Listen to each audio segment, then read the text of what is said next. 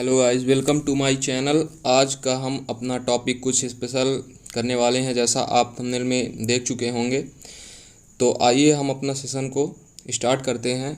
इससे पहले आप चैनल को सब्सक्राइब कर लें और शेयर भी मारें। तो चलिए, आज का अपना सेशन ये है कि प्रिंसिस्तान जो है, भारत पाकिस्तान के अलावा तीसरा स्वतंत्र देश प्रिंसिस्तान बनाने की थी साजिश, इस किताब ने खुलासा किया। तो अभी हाल ही में एक किताब पब्लिश हुई है जिसके द्वारा उसमें बताया गया है कि भारत और पाकिस्तान के अलावा भी तीसरा मुल्क बनने वाला था, लेकिन उस पर कुछ लोग जैसे कि अपने नेहरू जी और माउंटबेटन और सरदार पटेल जी की मतलब सहमति से ऐसा हो नहीं पाया है। तो चलिए हम आगे इसको रीड करते हैं और आपको बताते हैं कुछ इम्पॉर्टेंट इन्फॉर्मेशन। हमारा हाईलाइटेड पॉइंट ये है, प्रिंसिस्तान बनाने की साजिश को नेहरू, पटेल और माउंटबेटन ने किया था नाकाम, और 565 रियासतों को मिलाकर प्रिंसिस्तान बनाने की थी साजिश। संदीप बामजई की पुस्तक में है भारत मतलब बनने की कहानी। तो ये आप जैसा कि आप देख सकते हैं कि ये संदीप बामजई की पुस्तक है जो कि अभी हाल ही में पब्लिश हुई है। उनकी पुस्तक का नाम यहाँ पे how Nehru, Patel and Mountbatten made in India. लेखक यहाँ पे संदीप बामजई और प्रकाशक रूपा एंड को। तो आपको मेन इंपॉर्टेंट रखना है याद, लेखक कौन है यहाँ पे। तो इसके लेखक कौन है? संदीप बामजई। ये अंग्रेजी भाषा में है, तो आप ये चीज़ देख लेंगे। इसके बाद हम देखेंगे आज़ाद भारत जब हुआ था, अपना भारत जब आज़ाद हुआ था उस टाइम में हर नागरिक पर अपना योगदान दे रहा था, लेकिन कुछ चेहरे ऐसे थे जो देश को तोड़ने की साजिश रच रहे थे, और ये उनकी ये चाहत पूरी भी हुई जब भारत से टूटकर एक अलग राष्ट्र पाकिस्तान बना। भारत दो हिस्सों में बंट गया था, लेकिन साजिशकर्ताओं का इसमें मन नहीं भरा और वो तीसरा देश प्रिंसिस्तान बनाने की तैयारी में लग गए, जिसे भारत और पाकिस्तान से स्वतंत्र रखा जाना था। ऐसे तो बहुत सी रियासतें हुई जिसका आपने उसमें कभी आपने पढ़ा होगा, जैसे हैदराबाद हो गया और जूनागढ़, ये सब आपने पढ़ा ही होगा। तो ऐसी बहुत सी रियासतें थी जो अपने को अलग करना चाहती थी और वो अपनी सॉवरेनिटी बरकरार रखना चाहती, पर ऐसा साजिश जो है नेहरू जी का दिमाग और पटेल जी की दिमाग ने उसे रोक के रखा था।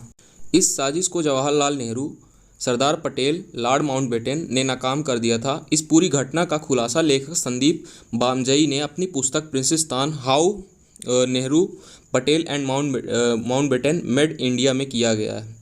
ऐसा ये बुक में पब्लिश किया गया है जो हम आपको बता रहे हैं, और आपका जो भी होगा इसमें राय, तो आप अपनी राय पे अपने अटल रहिए। विचार यह था कि प्रिंसिस्तान नामक एक तीसरा प्रभुत्व बनाया जाए जहां 565 रियासतें दो स्वतंत्र राज्यों के दायरे से बाहर रहेंगी और अंग्रेजों के सहयोग से यह एक संप्रभु राष्ट्र के रूप में स्थापित होंगी।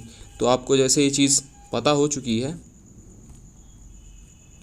अगर बात करें इनकी, तो आपको ये पुस्तक का नाम हमेशा मतलब आप एग्ज़ाम पॉइंट ऑफ व्यू से ये इम्पॉर्टेंट है, तो इस पुस्तक का नाम आपको याद रखना है, प्रिंसिस्तान है। और यहाँ पे जो समीक्षक आशुतोष कुमार ठाकुर बेंगलोर में रहते हैं, पेशे से मैनेजमेंट कंसल्टेंट तथा कलिंगा लिटरेरी फेस्टिवल के सलाहकार हैं। तो आप ये याद रखेंगे। और अपनी अगली स्लाइड पे हम देखेंगे फिनलैंड की प्रधानमंत्री सना मरीन और पीएम मोदी के बीच में जो वर्चुअली बैठक हुई है, उस पर क्या क्या चीज़ें निकल के आए हैं, हमारे मतलब दृष्टिकोण से फिनलैंड हमारे लिए कितना इम्पोर्टेंट है, तो आप ये चीज़ देखेंगे।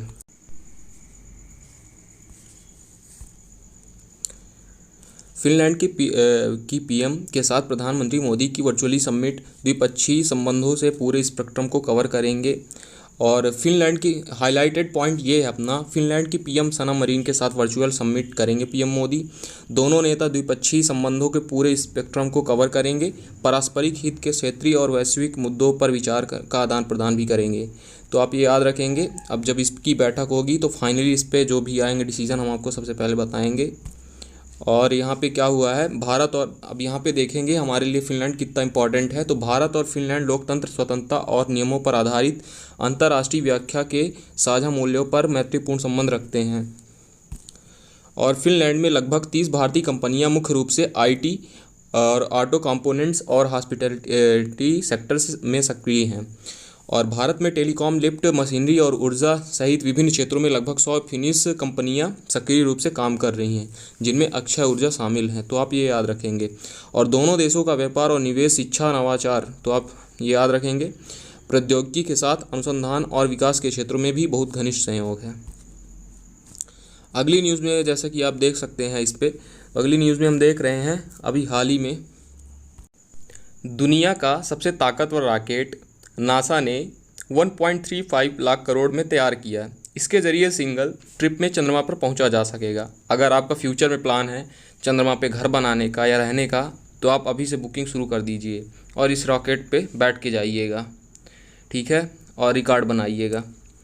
और आगे देखेंगे नासा का 1.35 लाख करोड़ रुपए की लागत वाला space launch system rocket mega rocket नवंबर में लॉन्च होने वाला है। इससे पहले इसकी कोर स्टेज की टेस्टिंग हो रही है, ठीक है।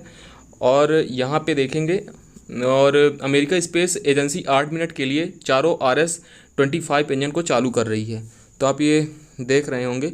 और यह टेस्टिंग मिसिसिपी स्टेट में स्टेनिस स्पेस सेंटर में हो रही है। इससे पहले यह टेस्टिंग अलग अलग कारणों से टाली गई थी। दरअसल बगैर इंसान के चंद्रमा पर जाने की तैयारी कर रहा था। इस मिशन का नाम आर्टेमिस है। तो आप यहाँ पे मुख्य इम्पॉर्टेंट है आर्टेमिस मिशन किससे संबंधित है, तो आर्टेमिस मिशन अपना जो है तो अंतरिक्ष यात्रियों को चंद्रमा पर पहुँचाया जाना इस पर संबंधित है। और यह नासा का दुनिया का सबसे ताकतवर रॉकेट होगा।